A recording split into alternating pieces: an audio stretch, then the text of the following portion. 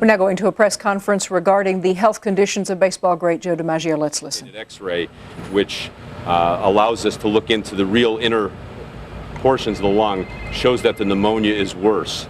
The organism that we're dealing with is a staphylococcus, and even with 3 antibiotics, unfortunately, we've been unable to get on top of this bacterium. His vital signs, however, are quite good. His blood pressure is normal. He is off all blood pressure support medication as of this moment and still maintaining his blood pressure. His kidney function is good. His cardiac function is good. Unfortunately, the central issue, which we've been dealing with over the past 2 months, the lungs, those are the things that really aren't good and are causing us our major problems right now. The family is meeting over at the hospital to discuss the possibility of do not resuscitate. Now, let me explain what do not resuscitate is. It is not withdrawing support. What it is if his heart should stop, there would be no external cardiac massage, nor would there be any defibrillation. It's just a measure to allow a patient to die with dignity if that should come. But it is not removal of support. He will continue to be supported, at least for the foreseeable future, with the respirator and with other medications that we're giving him presently. I would say that his outlook is not good. However, anything can happen. But the situation today compared to with what it was the last several days is clearly not as good. When was the last time that he was conscious?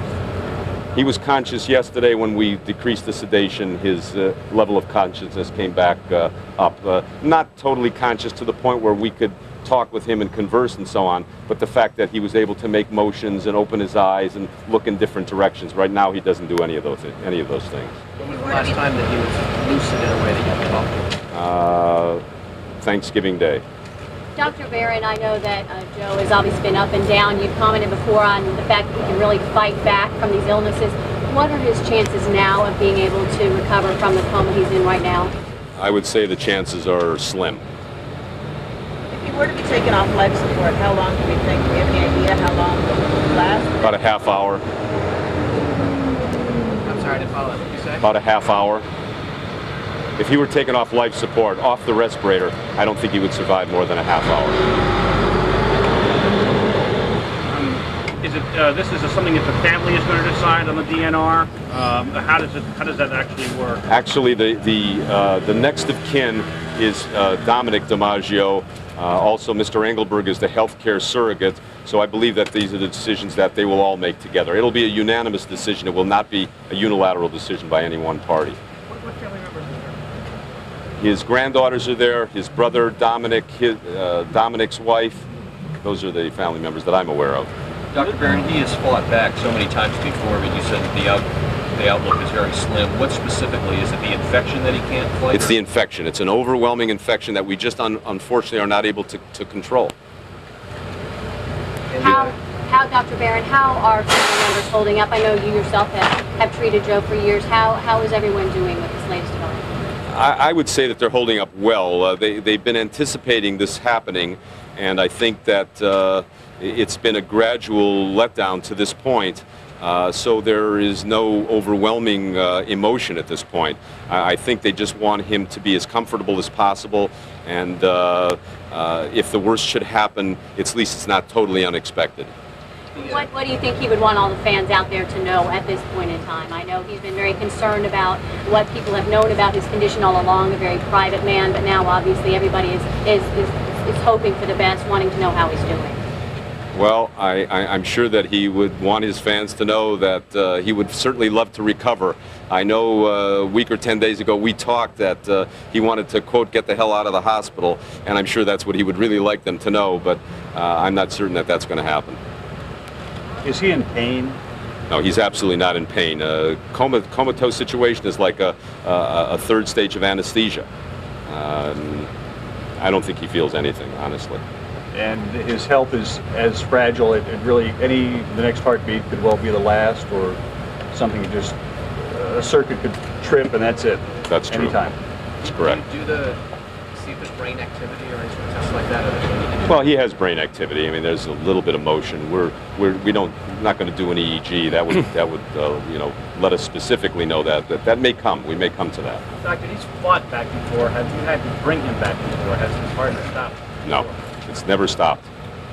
No. And, you said the family's meeting to discuss about doing the massage part if it comes to that. Did he leave any sort of living will or anything like that? I don't believe that he did leave a living will. I don't think no, I'm pretty sure that that's not the case. So he hasn't made that decision they're making? No, that would be something that would be made now by the next of kin and the healthcare surrogate. Do you have anything to add? No, just when we say, is he feeling any pain? I think it's his family and the American people that are feeling the pain. And unfortunately, Joe is no longer feeling the pain. He's a pacemaker, right? Yes. Is that what's his heart going so strong? Well, it's been keeping his heart going for years.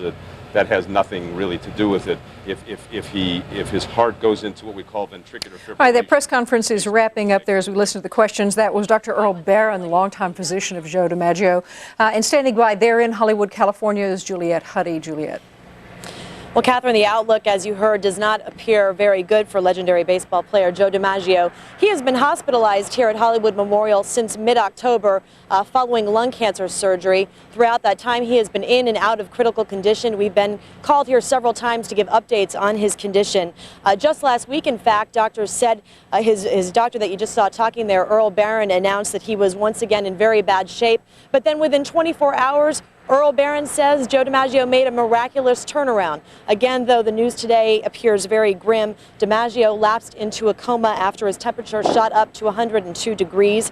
He is on life support right now, and doctors say that if they were to take him off life support, which would be a family decision, would not be a unitary decision, but if they were to take him off life support, he would probably pass away within about a half an hour. Doctors say they obviously have stopped sedating him. They say it's no longer necessary because he is unconscious. Again, Joe DiMaggio hospitalized here at Hollywood Memorial, not in very good shape. Catherine? All right, Juliette Huddy there in Hollywood. Thank you very, very much. Judge Napolitano, as we were listening to this, you appropriately, I think, under the circumstances, quoted Richard Nixon. What did he have to say? Nixon was once asked who he thought the athlete of the century was, and he was asked this while he was still in the White House, and he said it was Joe DiMaggio. I think he was the first great superstar in the post-World War II era. Perhaps that's when the media started to cover athletes the way it does today. There may have been superstars before World War II. We might not know who they are. Well, wishing the family the very best. We'll obviously keep you posted on Joe DiMaggio's condition throughout the day. Let's turn back now to the grievous activities there on Capitol Hill. In talking about the character of perjury, we were doing this a few minutes earlier. It really seems that there is a heated debate and that both sides are firmly entrenched. What sort of conversation can carry the House further on this? If there is a camp that believes, yes, perjury can be impeachable, but this kind cannot. Right. And others that say this kind does degrade the state, it does attack the justice system. How do you get off dead center? One of the ways that the president could cause people to get off dead center is to do a profound and sincere mea culpa and concede that he lied under oath and concede that he admitted perjury. I don't expect that at all, and I don't think anyone who's followed this does, because that does not appear to be within the character of the man. Beyond that, there appears to be a small, and every day getting smaller, group of moderate Republicans who have not yet decided in their own minds whether this type of perjury rises to the level of a high crime and misdemeanor. They will have to make their decisions in their own consciences within the next few days, and there's a couple of things that I think they ought to consider. The first is that the president not only took an oath to tell the truth, but twice in his life took the ultimate oath, which is the oath of office to be the chief law enforcement officer of the land. So when the president breaks a law, he not only, by testifying falsely under oath, he not only commits perjury, but he violates that solemn oath that most of the country elected him to take, and most of us watched him take. The second thing they ought to consider is, how can the chief law enforcement officer of the land be the chief law enforcement officer of the land when he has himself participated in and perhaps scripted a conspiracy to suppress the truth and to frustrate the right of a woman to bring an action under a federal act. I'm talking about Paula Jones. It's interesting that the Constitution has really only one mandate on the chief executive, separate and apart from his oath, and that mandate is to defend the laws of the United States. Yes, yes. It is set out separately defined in the Constitution. There was a report this morning that 3 of those wavering moderates had announced they intended to vote for impeachment. I believe there's 2 in Georgia and 1 in Florida. I heard a report earlier. So that group is still influencing both camps right now. But the interesting thing, we're hearing all of this conversation about censure. The president's defenders brought it up. Bill Weld, Republican governor of Massachusetts, began to talk about fines. What sort of agreement to you becomes appropriate for the House, not the Senate, to propose other than impeach up or down? I don't think that any censure vote would be constitutional, even if the president agreed to it, because the act, an unconstitutional act, does not become constitutional by agreement.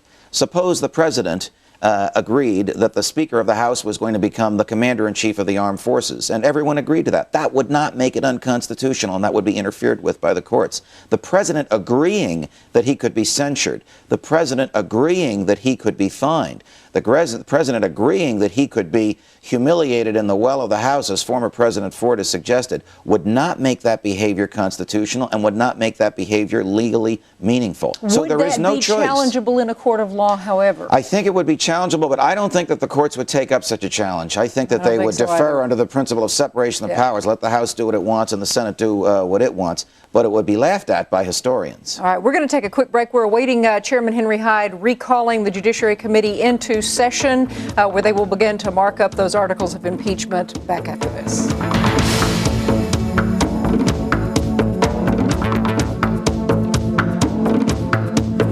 Okay, you probably think they look alike. But with Gateway, you get basic help over the phone for as long as you own it. After a month, you pay for it. Here, you get a color printer. Nope, not here. This one you can trade in toward the purchase of a new one after 2 years. Yours forever. Still think they look alike? We'll build you a PC like this one for $1,598 or $45 a month. Call 1-800-GATEWAY and get more out of the box. You've got responsibility now.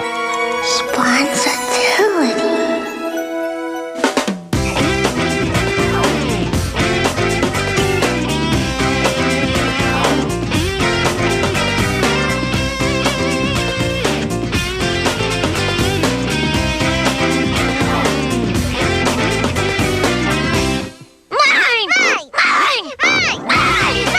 When you have it your way, it just tastes better.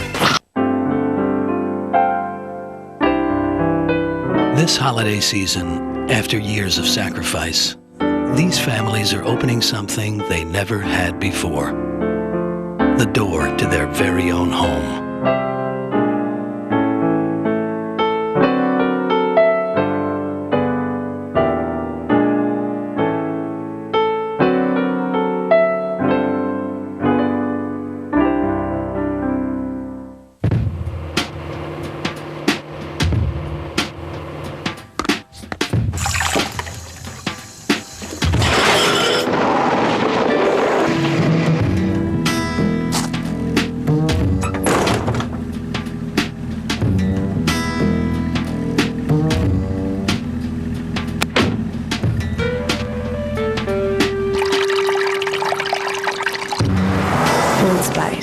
It's all in how you use it. Only FXM Movies from Fox delivers drama, action, romance, classic musicals, and your favorite comedies.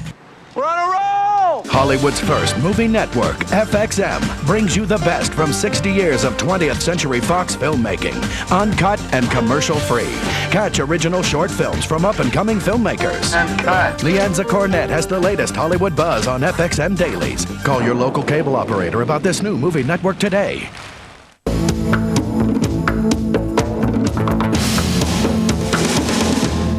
Welcome back. As we await the restarting of the impeachment hearings there in the House, we're waiting for Chairman Hyde to bring back the Judiciary Committee and begin the markup procedure. I've got with me Judge Andrew Napolitano, and we're talking about various options that could occur.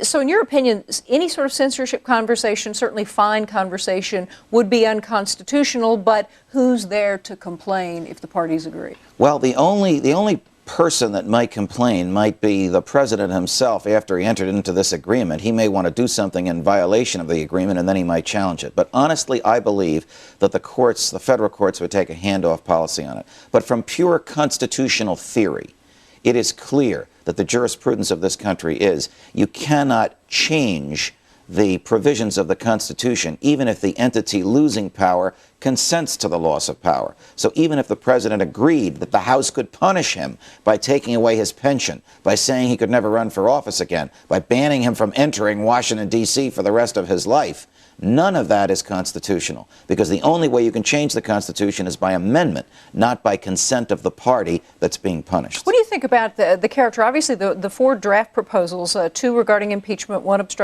perjury, one obstruction of justice, and one the abuse of power, but attached to those, the conclusion is that he shall never be permitted to hold any sort of public office again, sort of raising the bar from what they proposed against President Nixon. Why? Well, when Andrew Johnson's impeachment trial occurred, the resolution said, shall be removed from office and shall be prohibited from holding office anywhere in the land again. Now, he was saved.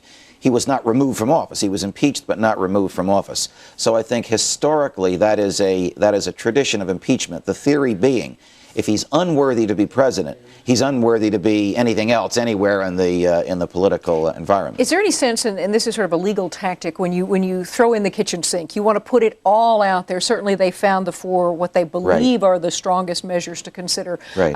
But does that sort of leave room to negotiate it down in the House, if you will, and possibly they feel the House will come up with one or two articles that they would then submit to the Senate? Yes, I think so. I think that they want to be faithful to the report that Ken Starr submitted, faithful to the evidence on which that report is based, and faithful to their own investigation. When I say they, I mean the majority in the Judiciary Committee.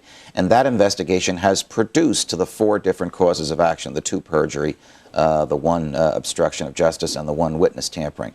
Their expectation is that one of those perjury counts will, that all four will be voted out to the House, but one will be voted by the House and sent over to the Senate, and that's perceived as the most egregious crime. Now, when we talk about perjury, we talk about crime, specific crime, and you and I, certainly anyone trained in the law is going to have elements in their mind. In fact, I believe we've got a full screen here that defines perjury, and if we've got that where you can put it up, you can see that there are very specific elements that have to be proved. However, the character of a political impeachment trial does not necessarily require that sort of proof, does it? This is not a criminal proceeding. The federal rules of criminal procedure do not apply here. This is as much political as it is legal. Let's just call it constitutional.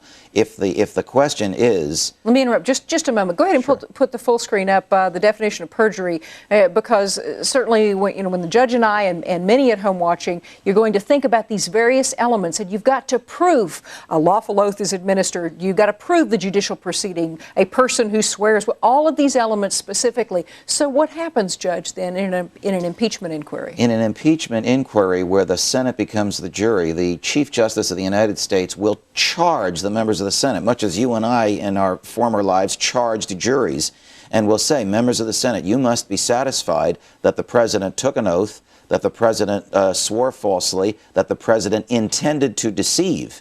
That's it. There's no beyond a reasonable doubt there, because this is not a criminal trial which is punishing him for the perjury. If that were the case, then he could never be indicted when he leaves office because of the double jeopardy prong. And the House and the Senate is not constitutionally competent to try criminal cases. This is a political proceeding. If you're satisfied it happened in your own mind, then you may vote to remove from office. But the House does not have to prove this to you, the House lawyers, beyond a reasonable doubt and to a moral certainty. Tell me about judging a witness, because this is something that I think bothers a lot of people. In the obstruction of justice charge, that's certainly one of the most disturbing for people when they say, well, Betty Curry was never on a witness list, Right. using her example. Right. She wasn't even listed as a potential witness. The Jones lawyers never went back and listed her after President Clinton testified, referring to her. How can we possibly come to a conclusion that he intended to tamper with this witness? I guess what I'm asking you is to explain circumstantial evidence and to explain how a juror or a judge analyzes to reach a conclusion. Sure, a couple of points. First, the House Judiciary Committee and the House of Representatives do not evaluate the believability of a witness. They are sitting like a grand jury.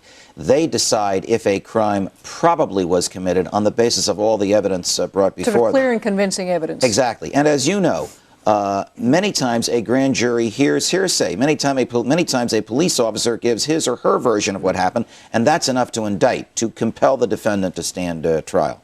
But with respect to the Senate will infer from statements that are made, infer from the existence or non-existence of corroborating evidence that an event probably occurred. One of the most telling events that occurred during Ken Starr's testimony was when one of the Democrats said to him, well, you only have Monica's word on this. How do you know it happened? And his response was corroboration, because she said it to other people at the same time, because events which occurred at the same time she described, and which you, Mr. Member of the Judiciary Committee, looking at all the events, can say it is more likely than not that these things occurred, because we can infer them from her general believability and from evidence that substantiates her. Well, that's a very frustrating point, I think, for particularly the president's defenders, in that they're caught in a box that Right. many lawyers find themselves in, and that is, we want you to believe Monica when she said no one ever asked me to lie or promised me a job, but we don't want you to believe her when she said that she delivered this corroborating evidence to other people. Again, you're saying, though, that the House is not called upon to make those decisions if enough evidence is presented to them, clear and convincing, Correct. to pass it on to the trier Correct. of fact. The independent counsel summarizing the evidence for the House, and the House Chief Investigative Counsel summarizing the evidence for the Judiciary Committee, is a perfectly proper way for a grand jury, which is what the House of Representatives will be, to decide if there's enough evidence to believe that he probably committed perjury and it is probably a high crime and misdemeanor. And frequently in the real world, that's the basis that a grand jury has. Hearsay, but generally believable hearsay. The House would never be involved in weighing and evaluating the believability of a witness, just as the Senate would be. And in criminal prosecutions, you can't pick your witnesses. It's not always going to be Mother Teresa who's going to witness the murder. Frequently, the witnesses are of similar character to the defendant. And the jury, here the Senate, will have to decide what's believable and what's not. All right. Well, there's actually some other evidence, other stories going on in the world today. We're going to check in with Lauren Green and find out what they are. Lauren. Oh, thank you very much, Catherine. And good day to you. Members of the House Judiciary Committee have concluded their opening statements. The panel is now taking a break and then is expected to debate wording of the articles of impeachment. The panel is expected to vote along party lines to approve sending the matter to the full House. The committee is considering 4 charges: lying to a grand jury, lying under oath in the Paula Jones case, obstruction of justice, and abuse of power. All 4 are related to the Monica Lewinsky affair. And we'll take you back to the Capitol live as soon as the hearings resume. While Congress debates his fate, President Clinton is packing his bags for tomorrow's trip to the Middle East. He'll be stepping into a hornet's nest as the Wye River peace agreement unravels. But Clinton says the trip is important to show his commitment to peace in the region. First stop, Jerusalem, followed by visits to Gaza and Bethlehem. Yankees hero Joe DiMaggio has slipped into a coma. The 84-year-old baseball legend has been near death 3 times recently. He's been in a Florida hospital since October when he checked in to have a cancerous tumor removed from his right lung. He developed a lung infection earlier this week, prompting his family to rush to his side from California. His doctors are planning a news conference. They just actually wrapped up a news conference. We learn more about his condition. Now, we'll keep you updated as the story develops. A suspect is being questioned in the shooting death of a Wayne State University professor. Detroit police say the gunman walked into an engineering class at the school and shot the professor with a rifle several times. 24 students were taking their final exam in the room at the time. The suspect is believed to be a 48-year-old graduate student. It looks like some people may have actually survived that Thai Airway plane crash. The plane went down in a rubber plantation in southern Thailand, about 3 miles from the airport near the town of Surat Thani. Flight 261 caught fire early this morning. 146 people were on board, returning from Bangkok. Reports from Thailand say there may be 8 or 9 survivors, and no word is on one of those is maybe the pilot. And those are the headlines right now. We're going to turn it over back to Catherine Cryer with more of the day's news. Catherine. Thanks, Lauren. And of course, we are waiting for those hearings to recommence with Chairman Hyde there in the Capitol Hill complex. And standing by outside is Julie Kurtz. Julie. Well, we're down the hallway from the room where the committee will be reconvening in a few minutes. They're just beginning to wander back into the room to get back down to work, into the nuts and bolts work of considering each separate charge, each separate article of impeachment one by one. There are, of course, 4 of them, deciding whether to amend them, change the wordings. We understand that some Democrats will offer amendments, and at least one Republican is considering offering an amendment to one of the charges against the president. There is solid support among Republicans on the committee, the majority on the committee, support for the idea that the president committed perjury, that he lied under oath.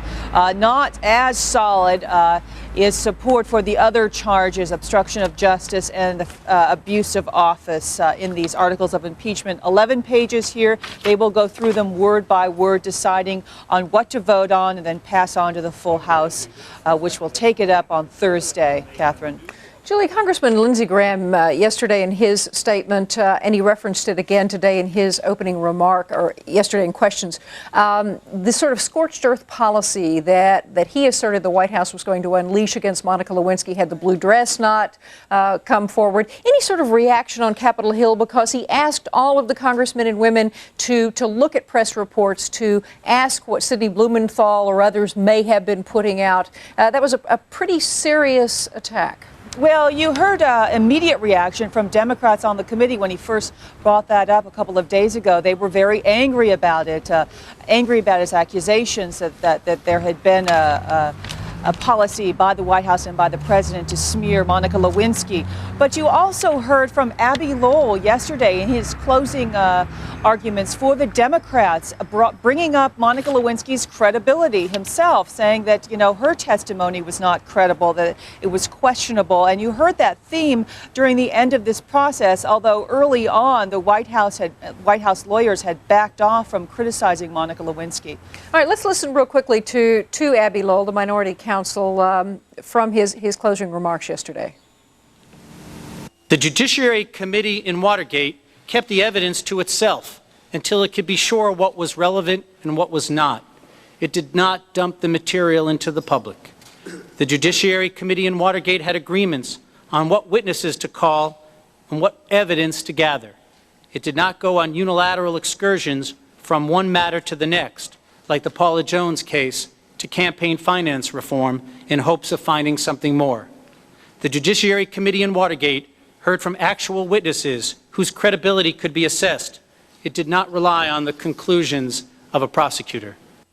Now back to Julie Kurtz. Julie, obviously, to some extent, Abby Lowell is addressing those moderate Republicans and the American people when he is charging the unfairness of these hearings, what was inappropriate, certainly based on the Watergate standard. Are congressmen and women beginning to talk about any feedback they're getting from the American people? Well, all along they have, but of course his audience really was not the members of the Judiciary Committee, because their minds are made up, but those Republicans, those moderate wavering Republicans in the full House that everyone is trying to get to now, especially from the White House, and convince them to vote against impeachment. Reaction to Abby Lowell among Republicans I spoke to, they were complimentary. They said he did a decent job of presenting his point of view because he took the actual charges and went one by one one and gave his arguments for them. But of course, he didn't change their opinion. And one final question, and this really relates to what Lindsey Graham was saying. Bob Barr of Georgia has come out and said, Alan Dershowitz, the attorney, has called me a racist, that tensions are heating up, that the machine is now attacking Lindsey Graham, Mary Bono, among others. What are you hearing about this? Well, I mean, you hear all of this bubbling up, this bickering between the Republicans and the Democrats, this issue, you know, of Bob Barr making a speech to a group that some say is a white supremacist group. I'm not sure of that. I'm not familiar with the group. But it's really interesting because it really is beside the point. The issue that they're going to have to vote to doesn't have anything to do with that, but it's going to be the very historic vote of the president and impeachment. And of course, we all know in 1974, when we got to this point, President Nixon decided that he would resign. It's a different situation now. Absolutely. Well, frustrations are very high, and personal attacks aren't necessarily surprising. Julie Kurtz there on Capitol Hill, thanks very much. We're going to take a quick break as we wait for those impeachment hearings to get back underway. Don't go away.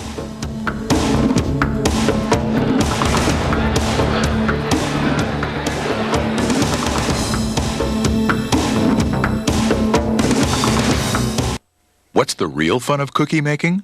Decorating. So leap to the fun part faster with Pillsbury. Roll it out, cut it out, then have some holiday fun with Pillsbury Sugar Cookie Dough, the fast way to a big finish.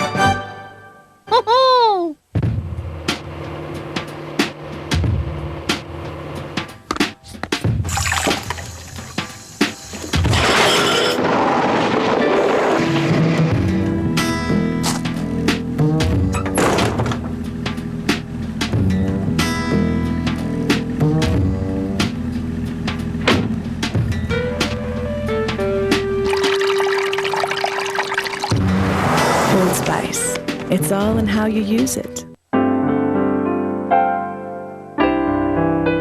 This holiday season, after years of sacrifice, these families are opening something they never had before.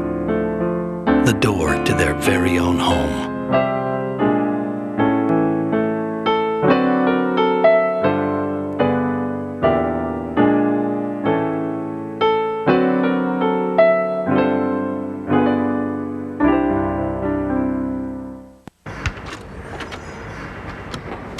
Let's jump.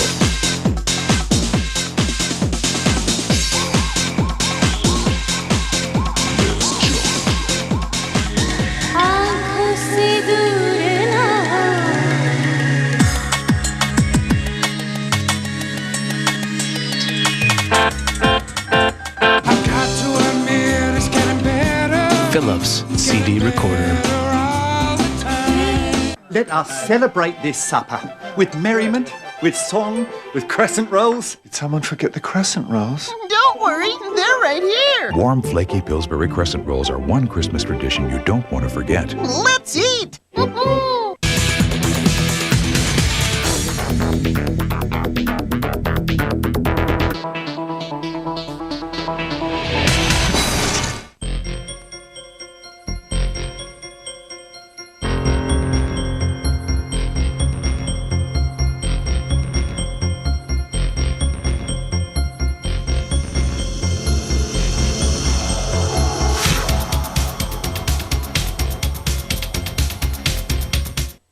Welcome back. We are continuing to await the restarting of the impeachment hearings, and as we do, we're going to take a little different look at events, and certainly as we head year end, this is a concern to a lot of people. Here with us, Karen Gibbs, to talk about the market, the financial end. Actually, it's interesting, Karen, because part of the interplay going on Capitol Hill right now that people are concerned about is that the White House may be calling out CEOs and others to tell moderate Republicans, if you impeach this president, everything goes to hell. That very well could be, because we saw yesterday the market slump, and today we're weaker on the day. I got the Dow off about 55 points. Not only are we worried about the impeachment process, but also we're getting a lot of corporate earnings warnings that are coming from major companies like Coca-Cola, JP Morgan, Merck.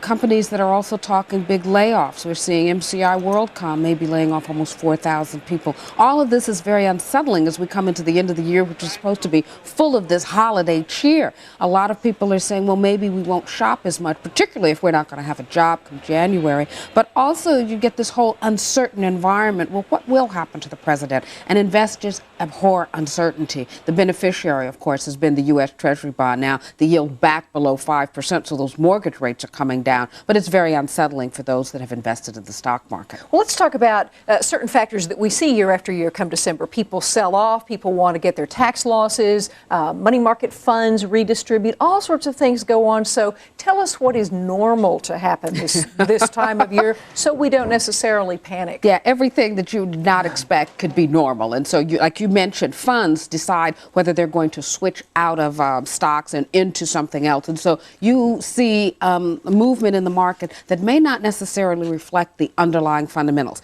For instance, today we got the producer price index down 0.2%. If you exclude volatile food and energy, up 0.1%. And so year to year, we're looking at a drop in inflation of 0.7%. That should be incredibly bullish for the market. Also, the fact that we saw November retail sales much stronger than expected. Economists had expected retail sales to drop 0.1%. They rose 0.6% because of this booming holiday season. That should be great for retail stocks. That should be great for the stock market. But because of this tax loss selling, this positioning that we've talked about that happens every end of the year, you do see a little anomaly there. Also look at investors and money managers putting money in short-term instruments to dress up their portfolio. It's called window dressing. So they buy T-bills, which means that naturally you have very low short-term interest rates. Karen, just real quickly, let everybody at home know you can see that Chairman Henry Hyde has walked in as we await him to begin his remarks. We're continuing, but we'll break back in immediately.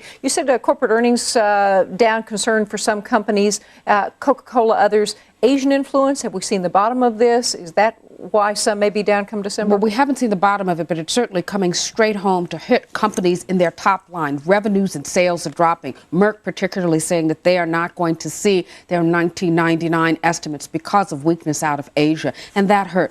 Weakness in Asia is also hurting the airline sector. Morgan Stanley, Dean Witter downgrading pretty much the whole batch of them. American Airlines parent AMR off almost 4 points. United's parent UAL off almost 2. And we're seeing Delta and U.S. Airways off more than 2 points. That whole sector, despite very, very cheap fuel oil, not expecting to see the demand. We've got about 30 seconds left. The reality of fear that impeachment trial in the Senate could really disrupt not only U.S. but world markets. Yes. And that's very, very much hanging over the markets. International investors have already started fleeing our stock market because of the uncertainty. And in fact, yesterday's third quarter current account deficit showed the sharpest drop, mostly because of international investors leaving our stock market. Now, of course, that was for the third quarter, and we've come back, but investors have not. All right. Karen Gibbs, thanks so very much.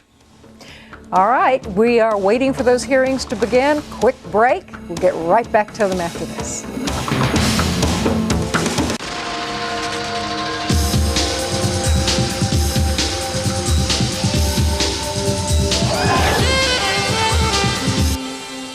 For an enjoyable weekend, avoid things like alarm clocks. Instead, grab a big grand cinnamon roll. What better way to unwind than by enjoying a hot, fresh grand cinnamon roll? They're not just big, they're grands. Has frequent heartburn been a persistent problem for you? Have you treated it but still suffer on 2 or more days a week? Do you keep getting heartburn even though you've changed your diet? Your heartburn may be due to acid reflux disease. Ask your doctor about Prilosec. 1 capsule daily can provide complete 24-hour heartburn relief because it controls acid for 24 hours. 24 hours. Ask your doctor if Prilosec is right for you. Call to learn more. The most common side effects are headache, diarrhea, and abdominal pain. Want 24-hour heartburn relief with 1 daily dose? Ask your doctor about the most prescribed acid control medicine in America, Prilosec. When you had the idea, you were just a kid. And in most people's eyes, you still are. But when all those companies started fighting for a piece of the action, you had to hurry up and buy into some pretty adult stuff. like strategies for attracting and retaining the best employees, transfer pricing, even succession planning. At Arthur Andersen, we help people make those kinds of decisions all the time, which lets them concentrate on things like transforming the textural nuances of complex three-dimensional objects into simple digital data. You know, kid stuff. Arthur Andersen, helping in ways you never imagined. If you're a diabetic, I'm going to share a big secret with you. I found a way that you may be able to get your supplies at no cost. But wait, there's more. All your supplies come to your door when you need them, so there's no worry about running out. With Diabetic Supply of America, you pay nothing up front. If you have Medicare or private insurance, call Diabetic Supply of America now. You may be able to get diabetic supplies at no cost. Call 1-800-214-4965. Come on, Joey. When Daddy says smile, his Samsung camera will do the rest. It's got autofocus, a zoom lens, and even switchable panorama. Feature for feature, Daddy could spend a lot more, but he couldn't buy a better camera. Simply amazing! Simply Samsung.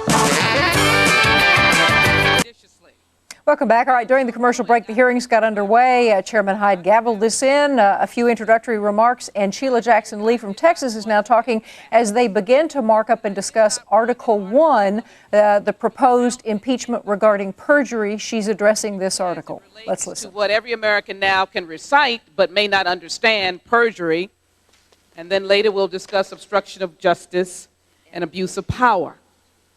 Many scholars and many experts on the issue of perjury have already said to us how undefined it is, how unclear it is. And I cannot find in all of the chief counsel's presentation yesterday, Mr. Shippers, anywhere where he convinced us that the president believed he was making false statements. Of course, we know that there was a lot of mishmash, a lot of who said what. My understanding of the word is. But impeachment is precise. It is non-appealable. It is ultimately the removal of a president from the United States of America. And frankly, Mr. Chairman, it is a serious and momentous occasion, one that I would not want to be part of today and for history to report. Not because the vehicle is not one that can be used and we should ignore. It was put there by the framers, but for a very grave concern. So, Mr. Chairman, I am with great dilemma, frankly, believing in the Constitution, believing in its promise, and recognizing that it keeps this country together. But I cannot hold to the fact that allegations, discrepancies, the basis of a long judgment on a witness whose credibility has not been, if you will, confirmed in this proceeding, bar an immunity being given, bar statements made to a grand jury, bar the fear of prosecution. It has not been made such in this setting. And so as someone who recognizes that my very existence, the fact that I am now a whole person and not two-thirds of a person, is wrapped in this Constitution. It makes me very much tied to the need to be precise when I act on anything that I claim to be constitutionally grounded, which would be this article based on perjury, to remove a president, and it is not there. We have too many in this nation, as I close, Mr. Chairman, who hold on for their existence, whether their religion is different, whether their sex is different, whether they've just come to this nation as a new immigrant seeking freedom. They know that they can trust the Constitution to protect them, the oppressed. And frankly, the president, however claimed to be a powerful man, is a human being. And we must as well give him the protection of the Constitution. It is not here, Mr. Chairman. It is not in this article. This article does not warrant a conviction. It does not warrant leaving this committee. The gentlelady's time. It is, in fact, Mr. Chairman, an article that we should defeat. I thank the chairman for his kindness. Mr. Chairman, point of information. Who seeks a point of information? Mr. Nadler.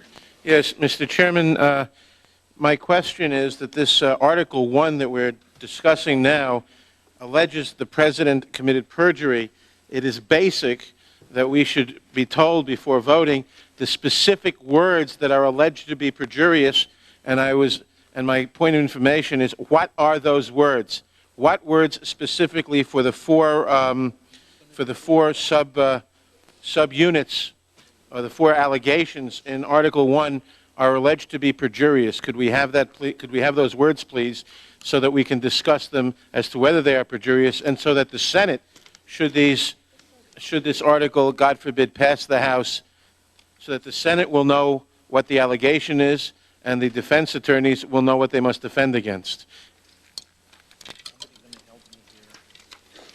And I would, in connection with my, with the question, with my point of information, I would ask unanimous consent to insert into the record an article from today's LA Times raising the same question.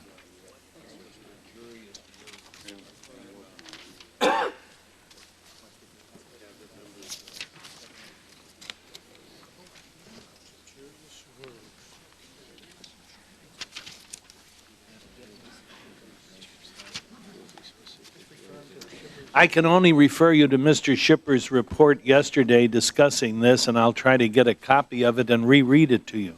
Mr. Chairman, with all due respect, Mr. Schipper's report, and I listened carefully, made multiple... All right, is this motion by Congressman Nadler discussed? We'll take the time for a break. Be right back.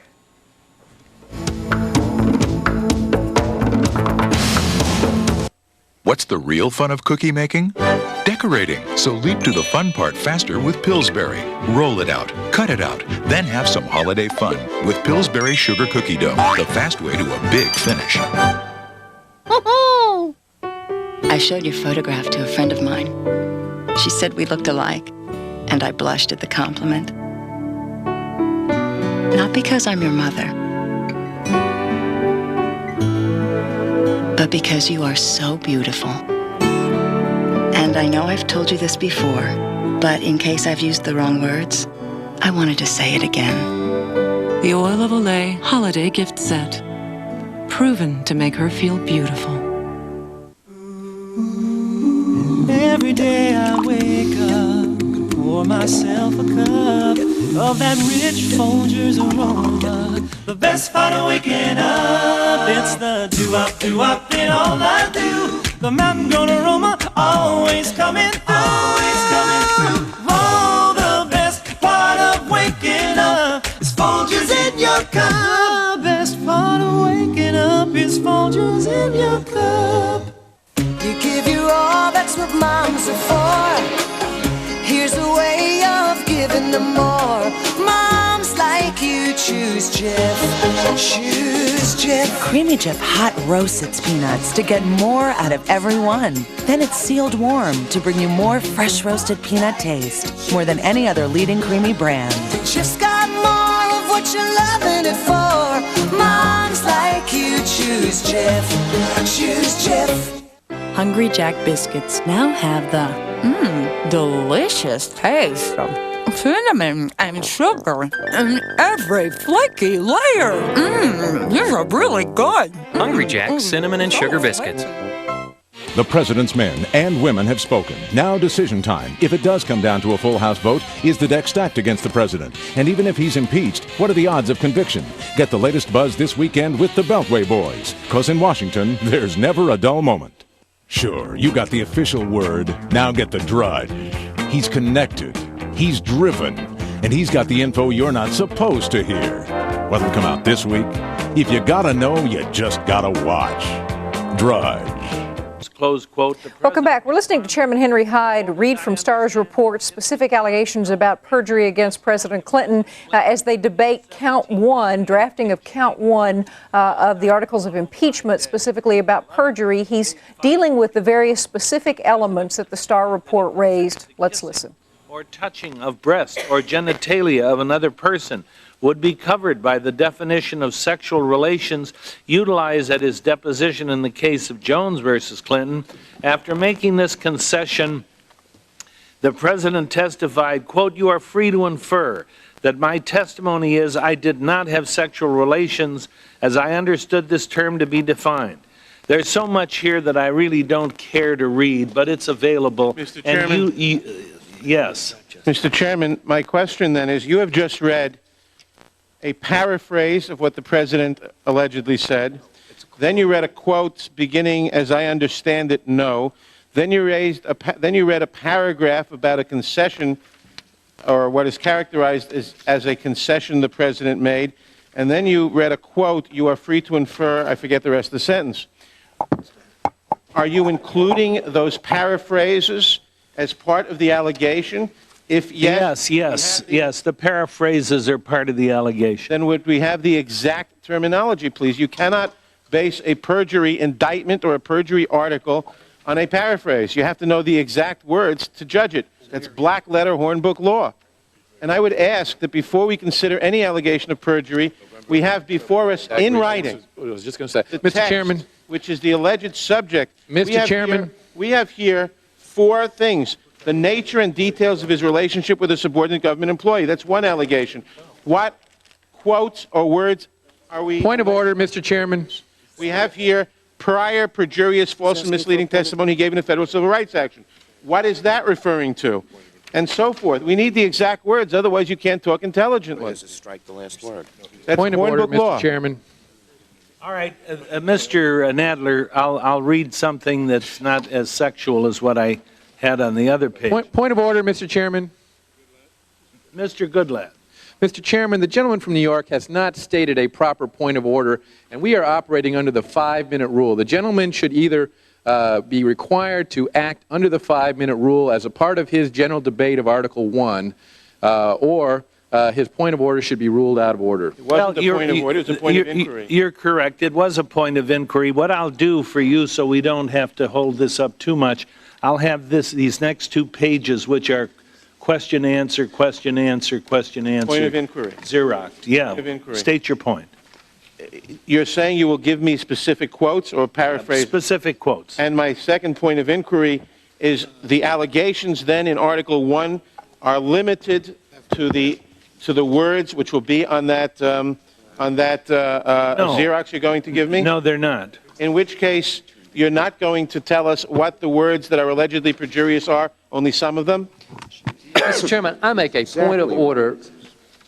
He is so right about you are 100% right. That we should follow the regular order. Okay, point, Mr. Chairman. Mr. Chairman. Yeah. Well, I'll give you as much as I can of the direct language. There may be some paraphrasing, but I have a lot of direct quotes here. And this information is available. These articles were drafted exactly as they were in the Nixon situation, and they're not a bill of particulars.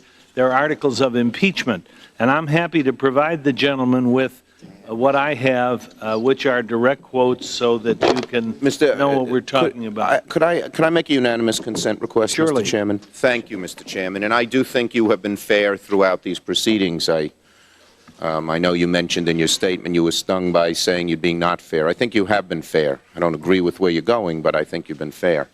Mine is this. We're dealing with something, my unanimous consent request is this. We're dealing with something that is more serious than anything we have dealt with on this committee in a very, very long time. Yesterday we had a lengthy report by Mr. Shippers that went on for several hours and listed a whole bunch of different allegations. Today we have before us the articles. I think before we actually debate the articles, it would be appropriate, fitting, proper, and necessary that perhaps the clerk, that perhaps Mr. Shippers, that perhaps the sponsor of the article, you yourself, outline to us the specifics. Which ones did you think rose to the level of being worthy? Which alleged perjurious statements before the grand jury rose to the level of being included in the article? Which ones did not? And I'm not trying to do this. No, I'm not going to yield. I just have a unanimous consent request, and I think it's worth discussing. And I'd like to finish it if the gentleman would give me that courtesy. We're not dealing here with beanbag. This is one of the most serious things this committee has undertaken. I, for one, while I've read the article, I don't know which specific statements it is alleged that the President made that are perjurious. I have read and listened to Mr. Shipper's statement yesterday. Chairman, point of order, Mr. Chairman. The gentleman has not stated unanimous consent request. My unanimous consent request, which I'll make directly in the form of a request, is this: that before we begin debating these momentous articles, that either the chair, the author, or Mr. Shippers, or the clerk outline for us what explicit statements are stated to be, are believed to be by the author and supporters of this article as perjurious.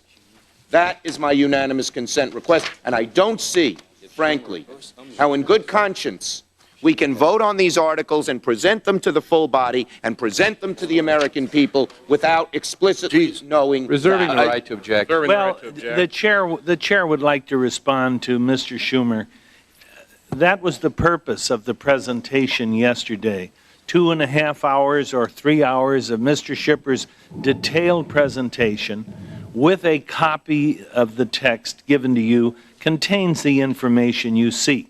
Now, you want us to rehash it orally now as though you weren't here yesterday, as though you didn't hear Mr. Shippers, as though you haven't read his presentation. I think that's an imposition on the rest of the committee, and so your unanimous consent request is... Mr. Chairman, just before you deny it, I have read the presentation. I have listened to it, and I've thought about it, in fact, all of last night. And in that presentation, Mr. Chairman, there is a whole panoply. Order, Mr. Chairman. Well, the gentleman wishes to muzzle me, that's fine. Well, I think I deserve to be heard. recognized, Mr. Chairman. Okay, this is important enough that I deserve to be heard. But there's a context in which you can be heard. The 5-minute rule is a part of the debate on the articles. Mr. Chairman? Well, I was making a unanimous consent request, which I will renew. All right, well, there's objection to your request. I think it would be redundant and excessively time-consuming. Point of order. Okay, can we get rid of Mr. Nadler's point of order, point of inquiry, or point? Point of order. I hope it'll be considered, not just gotten rid of. Your problem is the same as Mr. Schumer's. You want to know specifics. No, and my answer is the I same. disagree with Mr. Schumer in one respect. My point of order is this. First of all, no one is asking for an oral presentation to waste anybody's time or for any other purpose. What I'm saying is Mr. Shipper made many, many statements. The President and his defense attorneys are entitled to know.